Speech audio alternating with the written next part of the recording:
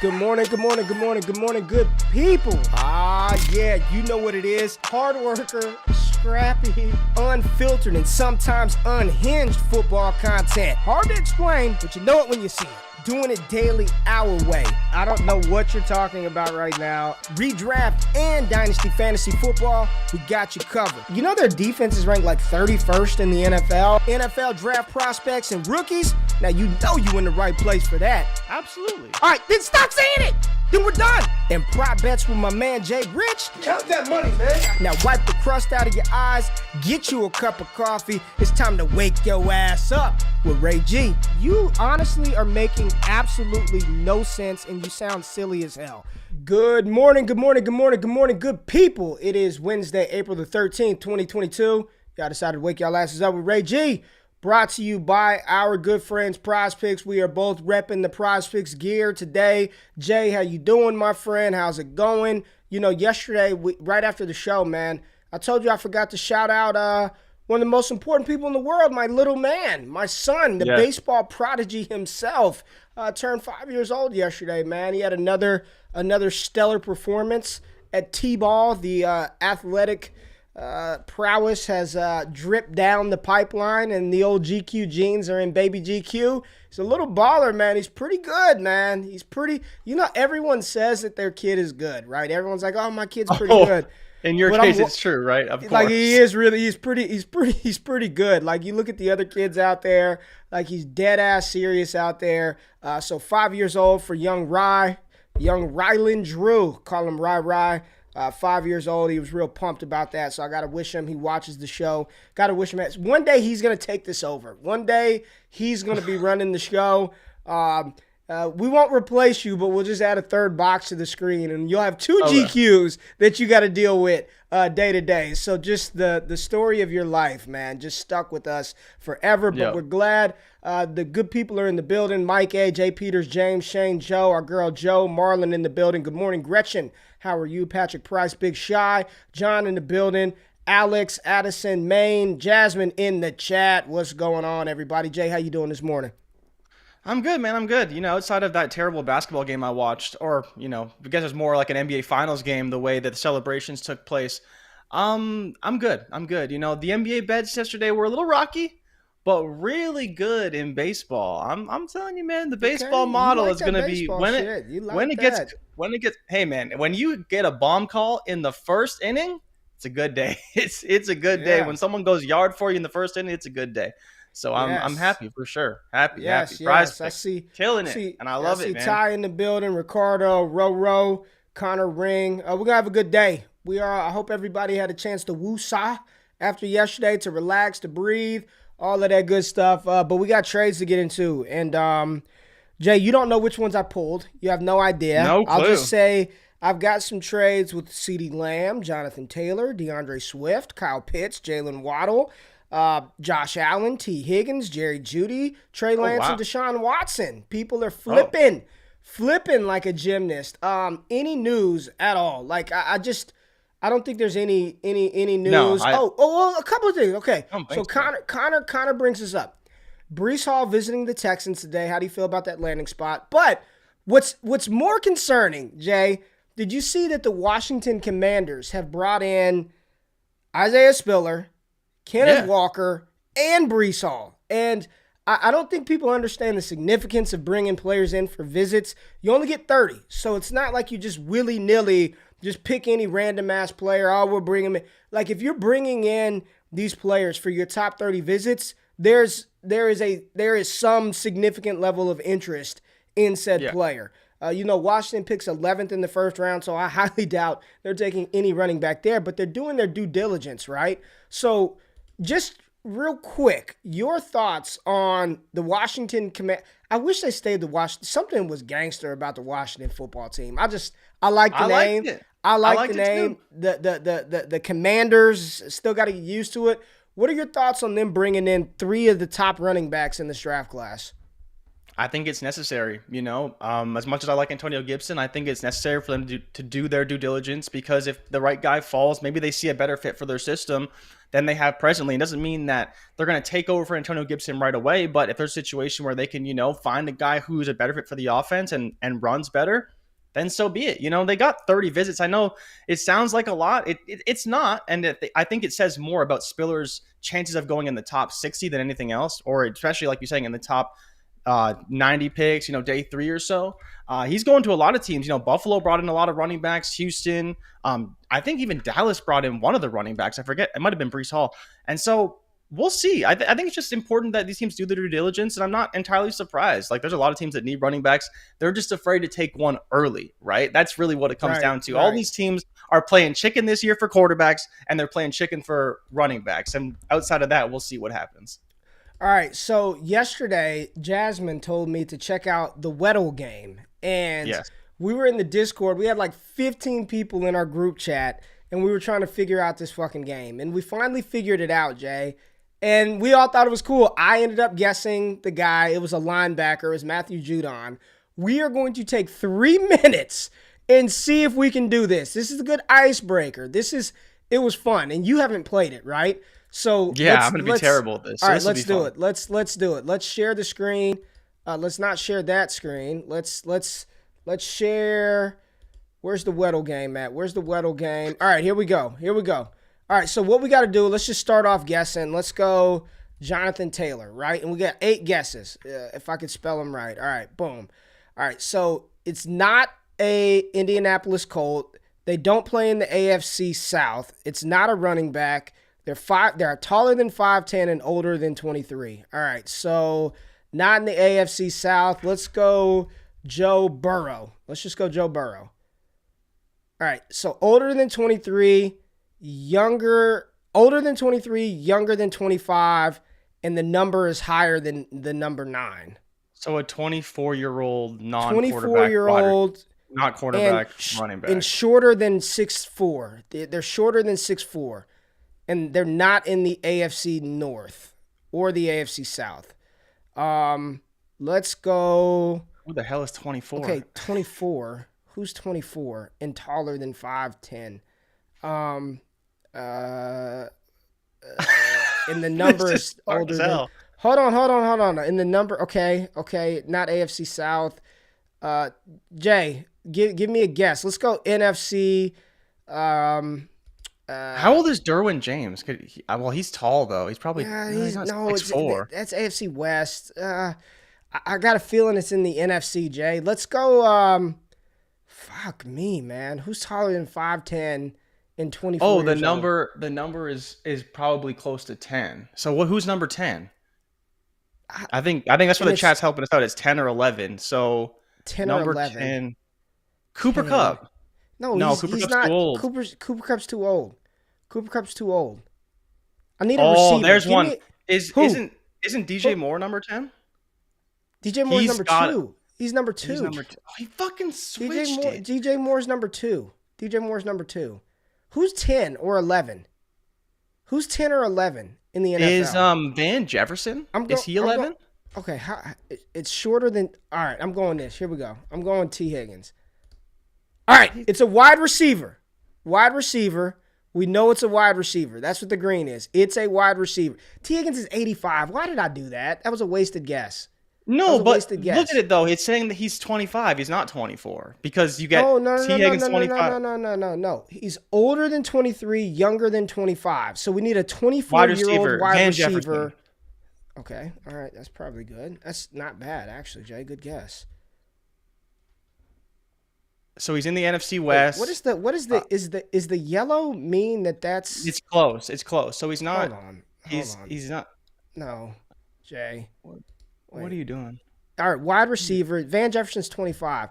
We have 4 guesses left. All right, we got to do this. Jay. So he's not in the NFC West, because he's in the NFC for sure. What does gray mean? Gray in normal mode. Green represents a match. In the column, yellow represents the correct conference, but not correct division.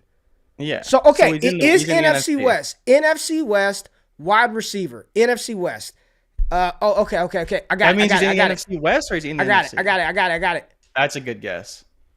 All right, But almost. He's not in the NFC West though. He's in the Is he NFC. Oh, he's in the NFC. Okay. Number Yeah. 11, 24 years old, wide receiver in the NFC. Give me an 11, Jay. Number 11 in the NFC that plays wide receiver that's 24 years old, shorter than 6 foot, but taller than 5'11". Odell Beckham? No. Odell's not 24. I'm thinking of like, oh, that's a good guess. Who? Someone just Who? put in the chat. Who? Someone's put Mooney in the chat. Mooney is probably the right answer. That's a good answer. Bam! That's the right answer. Got it, baby. We did not get it. That's the right answer. It was Mooney. I got us close. Mooney is the answer. Yeah, all right. Yeah. But it was the 24 that was tough. Yeah, Mooney was yeah, we got it. Darnell Mooney. Cool. All right. We got to be faster. How many minutes was that? 10 minutes that we spent on that shit? They just gave it to us. Wow, that was bad. Well, thank you. I'm terrible at these games. Whoever that was in the chat, we love you. This is awesome. That was good. There's so many people saying the answer. I just saw one of them. That was pretty funny though. Well, I got us close. I get so excited, man. We won. These guys are bad at this game. I try to tell you, I'm terrible. Terrible at this stuff. Oh my God! Trying to remember receivers' numbers. Blame Jasmine, man, for making. Somebody said, Rigger, get the hell out of here, man. He's number 18 anyway. All right, Dynasty Trade Show, episode 47. We got to get into some deals, and let's start with the wide receiver from the NFC, not named Darnell Mooney and not on the Weddle game.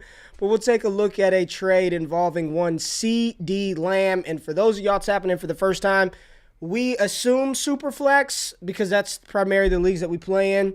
And we don't dive into all the settings. We're just looking at it holistically, right? Just get an idea of the players and trades that are being made. So on this deal, we have C.D. Lamb being acquired for the 103, the 105, Chase Edmonds and Josh Palmer. I think this is a single quarterback league, Jay. Like I highly doubt anybody would do this in Superflex. So let's just for the extent of the I don't think so, man. I think they would. You think somebody in Superflex would move 103, 105 Chase Edmonds? I don't really care about Josh Palmer for C.D. Lamb. I think there's a world where it happens on both sides, right? Okay. I think that, C.D. Lamb is probably a player that you're going to have to pay to first to get. What are Chase Edmonds and Josh Palmer to you?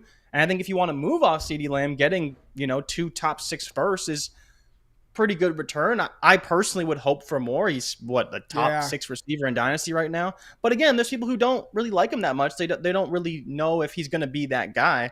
So for me, I think it's a pretty good deal for both sides. If you really like Lamb, I don't hate it. Your chance of you getting a Lamb in the draft are pretty slim as far as situation, talent, early production. And then on top of that, if you're, trying to get CeeDee Lamb, that's, I think, a reasonable price. And I think he can definitely retain some value if you do want to have him for the long term. Man, if that's super flex, there's no way I'd give up 103 is either whatever your top rated quarterback, just based off ADP. That's either Kenneth Walker or Malik Willis. 105, good shot at another quarterback or Garrett Wilson or Drake London. Chase Edmonds, really don't care about Josh Palmer, but Malik Willis and, Drake London, Chase Edmonds for CeeDee Lamb, I'd prefer the package. Like, honestly, I think I prefer the package, but if you are a win now, even if you're win now, man, you're telling me you get Edmonds, Kenneth Walker, and Garrett Wilson for CeeDee Lamb.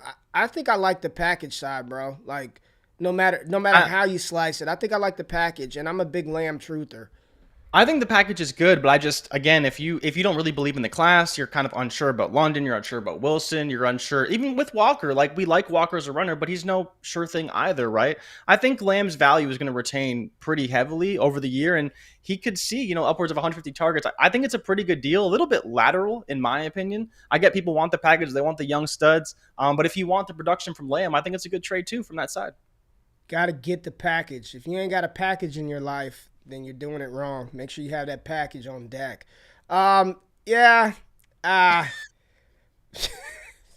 Ray likes the package and goes both ways. His words. Who said that? I like it. package is too big for Ray to pass up, Jasmine. All right, we got another trade. Jag, our boy Jag and Evan made this deal. All right. Hold on. I see JT. All right, we got Kenny Galladay, Jonathan Taylor, and Russell Gage on one side of the trade ledger. And then we have DeAndre Swift, Mike Evans, and Michael Thomas on the other side. I'm just looking at this, Jay. This is significant landslide in one direction, in my opinion. Somebody got bent over. I'm sorry, Jag. I like clapped. you. I like you, bro. I like Somebody you, bro. You're one of clapped. our OGs. But that's the sound it makes. That's the sound it makes. Listen to that noise. The movie's not over yet. Whenever you make a deal like this and you're getting DeAndre Swift, and I love Jonathan Taylor, but this is bend over,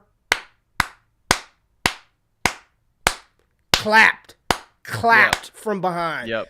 Give me DeAndre Swift, Mike Evans, and Michael Thomas, man. And I love Jonathan Taylor. Here's my thing with Kenny Galladay, and I have asked this question: can it get any worse for him? Like it can only get better, right? It can only get better for Galladay, right? Like it has to, right? With Brian Dable, with competent decisions seeming like they're being made in New York. This has to be good for Galladay. And let's be fair to Russell Gage. I think he's in for a career year with Tampa Bay this season. With no Chris Godwin early on. They paid him. He was really good, as a slot PPR weapon. He's going to be the second option in the passing attack this season. And when Chris Godwin gets back, there may be that rapport there with Tom Brady. And we've seen Tom Brady support multiple wide receivers throughout his career. I do believe that Russell Gage is due for a really, really good season. Even if it's just 1 year. They brought him in for a reason. He's got to fill that role. We don't know if Gronk is coming back. And even if Gronk is coming back, he's not the Gronk of the New England Patriots days. So you flip one Tampa Bay wide receiver for another one. I like Gage in PPR formats. I think he's due for a really, really good season. It can only get better for Galladay, and we know Jonathan Taylor is the RB1. But if I can get Swift, MT, and Mike Evans, I'm taking that side of the deal. Where you at? 100%. Yeah, I'm with you. I want Evans. I want Thomas. I want Swift. Do you think targets will go to Gage? And I think to some degree you're right. Career year, I don't know. That would actually be a pretty good year for Gage. But I like Evans. I think targets will funnel to Evans. I think Chris Godwin will be back. I think there's a lot of reasons to like the other side. And the down tier from Taylor to Swift, in my opinion, is worth it in the probably 6 to 8-fold production you'll get out of Evans and Mike Thomas compared to Kenny Galladay and Russell Gage. It's just easy smash for me. I'm definitely taking the package on the Swift, Evans, Thomas side. Give me the Akimbo Mikes and D Swift. I guess I'm just trying to understand what was going on here. It just seems like one side of the deal wanted Jonathan Taylor. Like that's what it seems like. And was willing to give up the old wide receivers to get him, right? But you're getting two older wide. Kenny Galladay's no spring chicken. He's 28, 29. No, he's old. Russell Gage is 26 years old, I believe, 26, 27. Yeah, 26. 26 years old. So it just seemed, I don't like lateral moves like this. Or Mike Evans over Galladay, boom. MT over Gage, boom. Swift, Taylor. Yeah, this ain't lateral to me. This is a big win for Evan. Like pretty easily. You're getting production over probably the long and short term, and you're just getting a small down tier from Taylor to Swift, but you're going to make up for it on the wide receiver end. Yeah. All right. I'm with you. I prefer Mike Evans, DeAndre Swift, and Michael Thomas as well. Shane Joe said in the chat, if Thomas plays, hasn't played in 2 years. I'm not as concerned about MT not playing this season at all. Like, why would he not play? He's healthy. New Orleans was a shit show last year. I wouldn't want to play for him either. Like I'd rather sit out and rest my ankle and then come back this year with Jameis Winston. It was just they were just terrible last year. So let's go to a Kyle Pitts, Jalen Waddle trade. So right here we've got Kyle Pitts in a 2023 first round pick, Jay, being acquired for Jalen Waddle, the 106 this year, and a 2023 second round pick. So buy high, buy low. I don't know what you consider this, but one side of the trade ledger getting Pitts in a first, the other side getting Jalen Waddle, Drake London, and a 2023 second rounder. Where are you at with this one? I mean, I would probably take the Waddle side. This is more so my philosophy than anything else. I was actually talking to one of the patrons very recently about this, and I don't really love to trade for Kyle Pitts. You know, like if you want to draft him in a startup and that's kind of the direction your team is going, that's fine.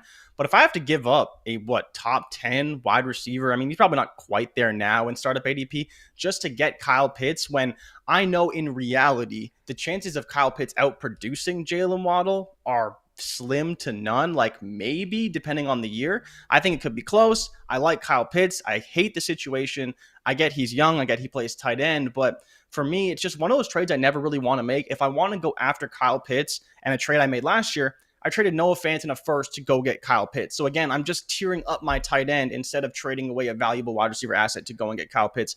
Where are you at with trading for Pitts? Like I would definitely, like I'm saying, take the Waddle side in this deal. It's not a side I want to take with Pitts. And kind of where are you at? I'm not going to knock you for saying that you would rather Waddle in the pick, but I think that the process and the analysis is off. It's not who's going to outscore whom. Yeah, Waddle probably will outscore Kyle Pitts, but the positional advantage of Kyle Pitts compared to the rest of the tight ends, right? When you look at the elite tight ends that we have, it's Kelsey, it's Pitts, it's Waller, it's Andrews, and I'm still going to throw George Kittle in there, and we'll see how that plays out. But having one of those top four guys, I think that positional edge is much more significant than what you get from Jalen Waddle in the wide receivers around his range. You know, would you be shocked if I told you at the end of the season T. Higgins outscored Jalen Waddle, or, you know, a wide receiver in that range? I think the answer would be no. Like if I think the positional edge that you get with Kyle Pitts on your roster makes this side of the trade. I can find another replacement level Jalen Waddle, and then you're getting a 2023 first rounder on top of Kyle Pitts, and you only truly had to give up the 106, which if it is single quarterback, you're really kind of screwed in that department. And if it's super flex, maybe a shot if Spiller gets the requisite draft capital, Garrett Wilson, Drake London, Chris Olave, Treylon Burks. I would much rather Kyle Pitts in the 2023 first, the positional advantage at tight end, opposed to Jalen Waddle, who I doubt will even be the wide receiver one on his own team, the 106 in the 2023 second. Yeah, I think for me the problem lies is that, like, I don't want to trade for Pitts, and I get the positional advantage and all of that, but I would trade for a Kelsey or trade for a Kittle or someone who doesn't cost the same but can get me similar production. Because if I'm trying to win, I'm not trying to necessarily pay for the longevity of Pitts when I can get the same production for a much cheaper asset overall. And that's just kind of where I am with Pitts right now. I'm not really trading for him. I'm not really drafting him because of the cost it takes to acquire him, when I could send any first in a lot of leagues and go and get Kelsey and probably get the same production. I guess my thing is, this isn't a lot. This is not a lot to give up to get Kyle Pitts. And it's not that, like, this, if this were just Kyle Pitts for Jalen Waddle, the 106 in the 2023 second, I think it's like, all right, you kind of, whatever. You want to say that's overpay, whatever. But the fact that you're getting a 2023 first on top of Kyle Pitts, I think that's just icing on the cake, man. Like, yes, give me that side of the deal. And most of us play in tight end premium leagues where tight ends are getting 1.5 or even, 1.75 or 2 points per reception. I'm not trying to change the narrative of the exercise. You are changing the narrative, though, because you said, now it's tight end premium. That's not what this is really about here. Even if it's standard PPR, give me Kyle Pitts in the 2023 first over Waddle, the 106, and a 2023 second. Some dissension here. Seems like the people are on my side this morning. We'll see what the YouTube comments say. We'll see what the comments say, but it seems like the people are on GQ side on this one, getting that young stud tight end who's probably going to be force-fed. Over-under targets for Kyle Pitts this season, 150. Over-under. Under, easily. That's under. Easily under 150. Under. Okay. Easily under. And my better question to you is, over-under on his catch percentage at 60%. We're not talking about his catch percentage because we know they've got a shitty quarterback. But that's a one-year deal. All right, okay, big guy. 130 targets, over-under. He should get 130. 150 is a lot, though. He should get 130. If he doesn't, if he doesn't, do you want to bet me a case? Yes, I would be shocked. Do you want to bet me a case of Topo Chico? 130. Of what line? No, I'll bet you a case. I'll bet you a case at 137.5. Yeah, see? 137.5. 137.5. Write it down. Write it Let me down. see. Write it down. 137.5. Oh, what are you looking up projections? Oh Huh? my, this guy, I'm not this looking up guy, shit. I'm pulling up the next this guy, trade. this guy's looking up projections. Let's settle in the middle. 135. 135. No, settling in the middle is 137.5. I'm actually giving you some juice because I should have said 140. I'll take the over on that. Easy. Over. Okay. Lock it in. He only had 110 this year, so. Case of Topo Chico, 137.5 a case. All right. Is that bet good? Right. I'm good with it. I'm good. All right, lock it in. The people have heard it. We have to legitimize it right now by the. How many games does he have to play? He's got to play 15. He's got to play 15 games. Wow, 15. He's got to play 15 games. There's nobody. Olamide Zaccheaus is the wide receiver 1 right now. He's being forced. I didn't say how accurate the targets are. He's going to get over 137.5. Lock it in. Lock it in. Bet good. It is locked. Let's go. 137.5 case of Topo. You already owe a lot of shit in bets, and you don't pay up. So I owe have 50 little. bucks. I have little faith that you would actually 29. honor this bet. But let's look at Christian McCaffrey. I think Joe's favorite running back is in this one. All right, yes. Antonio Gibson truthers, stand up. Rise up. Rise up, Gibson truthers. What side would you rather have? Russell Gage and Antonio Gibson or Christian McCaffrey? That's what happened. Christian McCaffrey, Russell Gage, and Antonio Gibson. I think I have to take the McCaffrey side. I think just the tier up makes sense. Come on, man. I don't know, man. That's you do know. You know what side of the deal. Stop it, man. Christian McCaffrey, dude, honestly, like or Gibson and Russell Gage. Do I want a platoon running back and a wide receiver 2, or do I want Christian McCaffrey? It's not. Come on, this man. isn't a difficult decision. Like, I like Gibson, but we've already talked about how Gibson it could be his last year of having value. He could bottom out. Gage is looking at basically 6 to 7 games of production until he becomes the wide receiver 3. I don't know, man. Like, if I'm trying to win, I don't see anyone making this move unless they're trying to win. So if you're trying to win and tier up at running back, then yeah, go trade for Christian McCaffrey because the production is probably more guaranteed than you're going to get from Gibson, right? Scott Connor tells us don't have a lower than top 8 running back. Gibson is not a top 8 running back. Christian McCaffrey, as much as I say sell him in Dynasty, he could be a top 8 running back. So I think the trade makes sense for that owner, and I can't imagine you're making that move unless you're trying to win. Jay, I'm just going to tell you, man, I have been, and you know this, man. I mean, I was putting out videos when he was coming out. I've been Antonio Gibson Truther 101. I am concerned, man. I am very concerned about his ability to achieve the level of success that I think we all want. This trade for me, if you believe in Antonio Gibson is going to be the guy and going to get, 250, 275 touches. And I do think Russell Gage is going to be in for a career year with Tom Brady. I mean, they're going to throw the ball so fucking much this year. They're just going to throw, and Gage is going to be the second wide receiver on that team. He's going to be the wide receiver 2, at least for a little bit, right? They're going to toss the ball all around. I think he's in for a good season. But man, Jay, it's Christian McCaffrey. Pretty easy for me. I'd rather CMC, still 25, I think going on 26 years old. I know he's been shitty because he's been hurt the past 2 years, but I'm still in on CMC. I have him as a top 5 dynasty running back.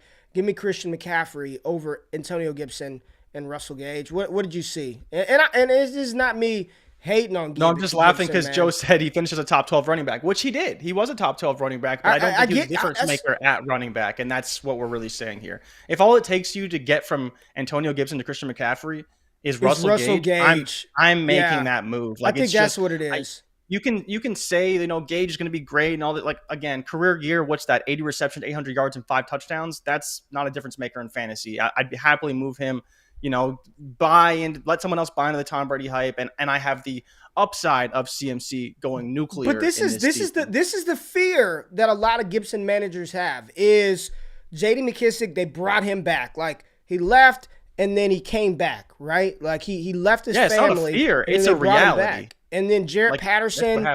Jared Patterson played well down the stretch. They're bringing in all these running backs, doing their due diligence. You've got I just if it needs to happen this year for Antonio Gibson, or he's trending down Miles Sanders territory. That Yeah. what should have been, if he can only get the passing work. The same thing we said with Miles Sanders. If Miles Sanders only got red zone touches and got in the end zone and got receptions. Yep. It's like if Antonio Gibson only was on the field in 2-minute drills. If he only got the receptions. If I feel like we're heading that way, but a level of grace is given because he's still learning he's still learning 100%. The running back position, man. 100%. He didn't play it in college. He's still learning it. So I still like Gibson, but if that's the way that you said it was really good. If all it takes for me to go from Gibson to Christian McCaffrey is Russell Gage, this has nothing to do with Gibson the player. If that's all it takes, I want Christian McCaffrey. So 100%. Let's look at this big boy trade real quick, Jay. This was a big one. Yeah, no, there's a lot going on here. So let's start with the best player in the deal. This is where I always start. Josh Allen, startup pick 101, 102. Rashad Bateman and Hollywood Brown. So you get Josh Allen in the Ravens wide receiving core for Zach Wilson, Terry McLaurin, Elijah Mitchell, Van Jefferson, Amon-Ra St. Brown, the 104, and a 2023 second. So a lot of assets in this top level. A lot of assets. Again, the best player in the deal, Josh Allen, and we are going to assume Superflex. Nobody's flipping quarterbacks like this. And then I think that the package side, when you get Amon-Ra and McLaurin and Elijah Mitchell, and let's just put a player to the pick, Drake London, who's my wide receiver one, with Zach Wilson, and Van Jefferson I don't really care about, and then the 2023 second. This is the classic quintessential deal that I make where you package a bunch of shit up, like you package a bunch of shit up and pile it all together to make it look a little bit better than what it really is, when in the reality, all you wanted was Josh Allen. Like, all that team wanted was Josh Allen, and then they get a Rashad Bateman and Marquise Brown in for Wilson, who I'm not there, man. I don't believe in it at all. McLaurin, he's dope. Amon-Ra's dope. Elijah's dope. And Garrett Wilson or Drake London could be awesome. But outside of that, Van Jefferson, I don't care. Zach Wilson, the tier gap between Josh Allen and Zach Wilson is as wide as the distance from which we live, Canada to Dallas, Texas. It is not close, right? To me, I getting all those little pieces, and the 104 is enticing. But if Zach Wilson, the 104, and Amon-Ra St. Brown are all I have to include to go from Zach Wilson, Eli Mitchell, and Terry McLaurin to Josh Allen, I'm doing this deal 10 out of 10 times. What are your thoughts? Because some people might say, man, the package, you're getting all those assets. They're all relatively young. What do you like? I think it's a bad trade for both sides, honestly. Like in a realistic scenario, I don't see a scenario where your team is so good that you can give up Terry McLaurin, Zach Wilson, Amon-Ra St. Brown, Elijah Mitchell, the 104. Like, what are you left with at that point? Even if you do have Josh Allen, I think that's where, don't get it twisted. I'm with you that I would want the Josh Allen side if I was just kind of grading this trade and discerning it. But at the same time, it's like, well, what is that team ultimately left with on the other end? Are they just, at that point, you have to be stars and scrubs, right? You're unloading your entire bench and whatever you potentially have, even in some flex spots, to pray that Marquise Brown is good, pray that Rashad Bateman is good, and they're going to eat into their own production. So that side of it really doesn't make a whole lot of sense from a upside standpoint. So again, I'm with you on the Josh Allen side. I don't love the package because, again, like you're saying, Zach Wilson. What's the upside? I like Zach Wilson. I think he's a buy low because he can really only go up from here. But again, the ceiling may not be what we hoped for from a second overall pick. So for me, I think it's kind of like a lose-lose for both teams. Like you're getting a bunch of junk, like you said, in return for Josh Allen. You're not getting picks. You're not really rebuilding. They're not all young. So I just don't really like it for either side, and kind of seeing what this trade could be. I don't know. I'd be curious to see what the teams look like. But for me, I think don't go out and try and make this move for Josh Allen, because chances are your team will look pretty ugly after that happening, right? Well, so let me interest you in a little flip the script here. What if I told you the team that acquired Josh Allen also had Lamar Jackson? Doesn't matter. Doesn't matter? Again, okay. No, because the stack for Lamar Jackson is Mark Andrews. It's not Rashad Bateman or Marquise Brown, right? You sound like you're a Rashad Bateman hater, man. I'm a Rashad Bateman hater, but it's not Rashad Bateman's talent. It is the situation in Baltimore. The only player that I really want is Mark Andrews because he's the number one target. Marquise Brown, potentially. But again, the problem isn't the talent of the players. It's the volume in the offense, and it's just not good. And so can he support two guys? Maybe. So if you were doing this deal, you would rather McLaurin, Wilson, Eli, Van, Amon-Ra, 104, and a 2023 second.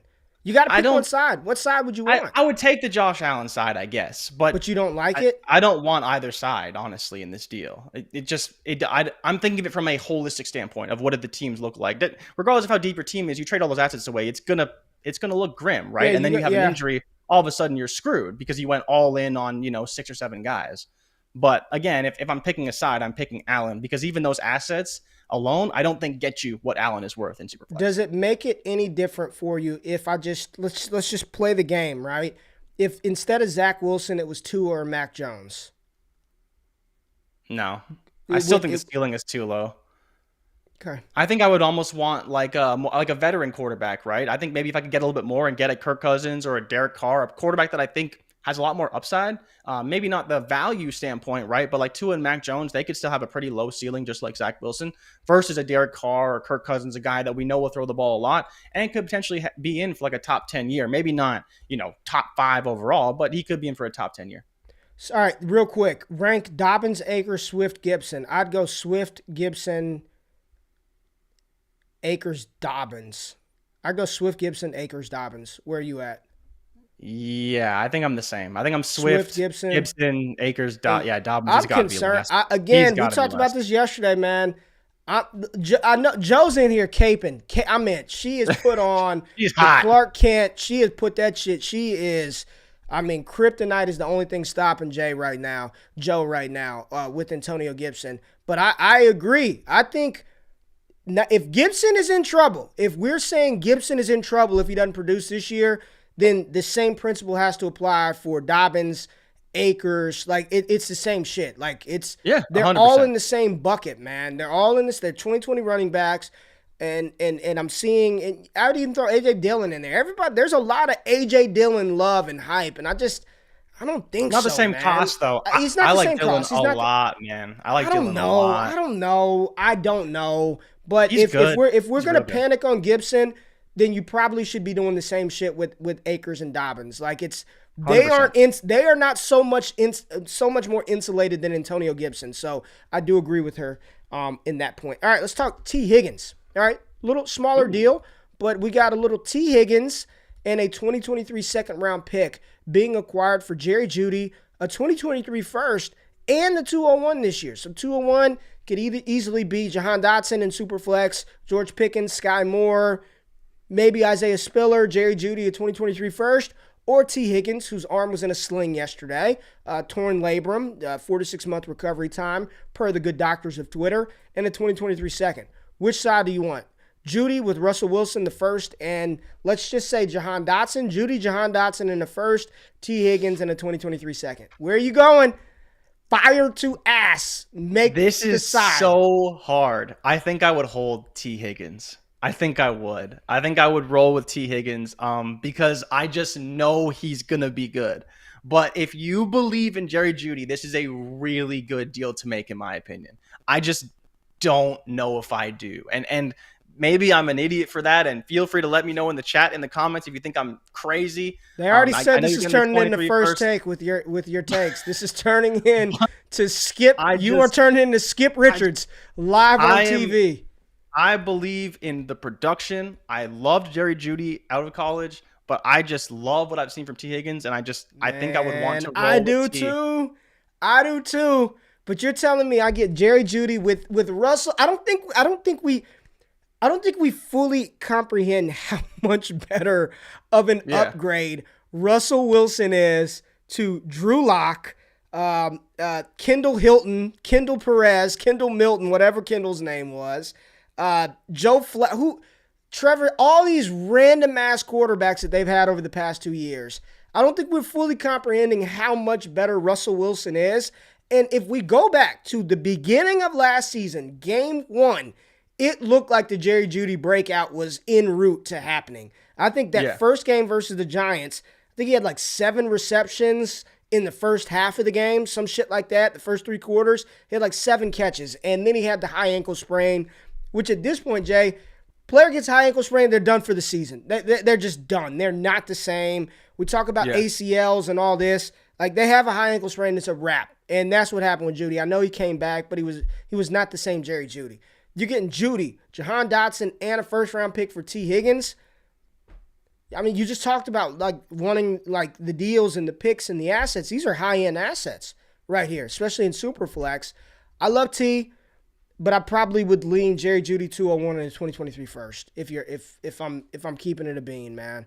If I'm keeping it a bean. Yeah, I get it. I don't know. I don't know how it's going to shake out, and I don't want to be guessing at the end of the day. You know how it's going to it's Russell stinking Wilson. No, it's not. No, it's not. But again, that's great, right? But I don't know who he's going to throw the ball to. I don't know who his favorite receiver is. I have no idea. Get the hell out of here, Jasmine. He did. It was a first quarter breakout. First half. It was coming. I'm just telling y'all what I saw. She poking fun, but he was balling. He was balling in that first game. The first I remember. Yeah, that's what I'm saying, Patrick. I remember. That first game, it was looking good versus the Giants. How did he do? What do you mean, how did he do? He had 6 receptions for 72 yards. Okay, well, I was right there. And that was in a half of football. It was happening. It was happening with Teddy Bridgewater or whomever it was. We get Russell Wilson, man. This is. I don't think people really comprehend how much better this is for Jerry Jeudy, Courtland Sutton, and that Denver Broncos offense. I would take Jerry Jeudy, the 201 and the 2023 first. All right, last one we're going to look at. We're going to talk a little Trey Lance and Deshaun Watson. What do we got? All right. Oh, God. Zach Wilson just getting flipped, man, just left and right. Zach Wilson, Trey Lance, and Elijah Moore. So you get the Wilson-Elijah stack here with Trey Lance for Deshaun Watson, Carson Wentz, and the 105. Now, you, Jay, have Trey Lance as a top 10 quarterback in this class. Top 8 quarterback. Top 8 quarterback. Excuse me. Top 8 quarterback. Top 8 quarterback. Would you be and you love Elijah Moore. You are an Elijah Moore truther. You love you did a video on him before the draft. Elijah Moore was your guy. You love Elijah Moore. I was one of us who actually called the right Moore and called the right my guy. But again, in this trade, though, to actually just give you an answer, I'm taking Deshaun Watson because Deshaun Watson's way better than everyone else on the other side. I don't care how good you think Elijah Moore is. I don't care how good you think Trey Lance is. Zach Wilson probably isn't it. You get Carson Wentz that maybe in the season you can flip for a first-round pick as he's starting quarterback, and you get the 105. I'm taking Watson. I don't mess around with these quarterback production. If you want to bet on Lance being a good quarterback, be my guest. Wow. But I'm taking Watson, man. I told you I had him as top 4 quarterback. Everyone's talking about how I thought this was going to be a landslide for Watson in the one. No, you didn't even mention the 105. Everybody is saying Lance and Moore. Everybody is saying Lance, Wilson, and Moore. Take it. Take it. If I had Lance, take it. You're giving me 2 quarterbacks and a first-round pick. Take it. Take it. Take it. Wow. No problem. I mean, Lance Moore side, easy. Mike A knows what he's talking. Mike A is in here every day. Lance and Moore side, easy. Another one, Wilson, Lance, Moore side. Don't need it. Give me Watson. It's easy for me. No problem. Really, y'all? Y'all would rather have Zach? What is it? What part of that deal is what gets you going? Like I'm. It's not Zach Wilson. It can't be Zach Wilson. It's because Elijah Moore is like wide receiver 12 and startup ADP. Okay, that's your decision, I guess. Universe and the fantasy community. Trey Lance is top quarterback. Yes, Wentz is still a starting quarterback. Again, we mention this on the show all the time. Sam Darnold is still being traded for first-round picks in 2021. Yes, Carson Wentz can still get you a second first-round pick easily. So you're basically getting 2 first-round picks and Deshaun Watson for Trey Lance, Zach Wilson, and Elijah Moore. Maybe you can get a first for Zach Wilson, and you think him and Wentz kind of cancel each other out. But at the end of the day, Wentz is still a quarterback. Cody, man. Give me Watson. It's not close. Zach Wilson is going to get every. Zach Wilson is Carson Wentz. He's just 6 years younger in the NFL. Like that. He's Sam I Darnold think with a rocket arm. That's what he is. He's Carson Wentz, Sam Darnold, man. Like, we went through this yesterday. Everybody's like, oh, Zach Wilson got so much better at the end of last season. I don't think he did. Now, to the credit to the Jets, they're doing everything they can to surround him with talent. But for me, this was I thought this was a layup at the end of the show. I wanted to go out on some kumbaya with Deshaun Watson in the 105. Like, man, if you want to go the Lance route, I don't hate it because again, the upside is there. Wait, if you want to go the Lance, so what side are you on? I like Watson. It's not close for me. I want what I view as guaranteed production. Like people, like someone in the chat's talking about, Watson being in a running scheme. Dude, I don't care what scheme Watson is in. He's going to throw the ball. He's going to throw the ball over the field. Let me tell you something. I'm fine with $230 million guaranteed. It's the Watson scheme. It is not a run scheme. 230 M's guaranteed. It is the Deshaun Watson scheme. I don't give a shit who they could have King Henry in the backfield. He got baseball money in the NFL, and it's fully guaranteed. It's the Watson scheme. It ain't no run scheme. It is the Watson scheme. And yes, I think he will have rust. I don't think we're gonna. If he gets suspended, I think this is a play for next year, and I don't care. Like I don't envision Watson, even if he starts week 1, just coming in and just picking up where he left off in Houston. I think this is future. And I want Deshaun Watson in the 105. And you think about the downfall of that trade. If Lance isn't good and Wilson isn't good, you're basically left with nothing at the end of the day. Like that's the problem. Watson's value is going nowhere probably but up. And, the suspension is looming. And if he doesn't get suspended or when he does come back and he gets on the field, throws his first touchdown, he's a top 5 quarterback again. Easy. Top 5 quarterback. Easy. All right. There it is. Trades. If Wilson, let's run quick. If Lance and Wilson don't break out, their value will hit the floor from where it's at right now. Yeah. And Wilson's is already damn close to that. It's low. We did have one super chat we got to get to real quick. I already have the 103 and 104. I have a trade pending to trade away Debo, Dobbins, Trubisky, Mariota, 302 for Diggs, 109 and a 2023 first. So Debo, Dobbins, Trubisky, Mariota, 302 for Stephon Diggs, 109 and a 2023 first. Yep, I would do it. Let's just say Diggs and Debo cancel each other out. Dobbins for 109. That's a good trade. Trubisky, Mariota, and the 203 for 2023 first. Like, Ray, you think about it, you could probably get Isaiah Spiller and replace Dobbins with that 109. The way things are looking right now for drafts, that could be Isaiah Spiller pretty easily. If it's not, then he's probably in a really good spot. But then you also have the shot of getting a running back with that 23 first to get back Dobbins. I'd just take out the 302. I think that's overkill. I get it. I know. You penny pinching right now? I'm penny pinching on this one. I would probably take out the 302. 302 is a little too rich for my blood. So yeah, just a little drop too that. Rich. A little too rich. Appreciate the super chat. All right, man. That's the show. We appreciate y'all tapping in. We have completed the single quarterback mock based on Jordan Reed's mock that we went over on Monday. So if you have not checked out the Monday show, make sure you go check that out because tomorrow this is what you've all wanted. You all have wanted the single quarterback mock based on the mocks that we look at. This one was interesting as hell, and it got real dirty real quick. And we had to use a washcloth to get all the stink off of us from the single quarterback draft. So make sure y'all tap in tomorrow. Hit that like button. Subscribe to the content. Tap into everything that we're doing. We appreciate y'all being here. We love y'all, and we'll see you tomorrow. We out. Peace.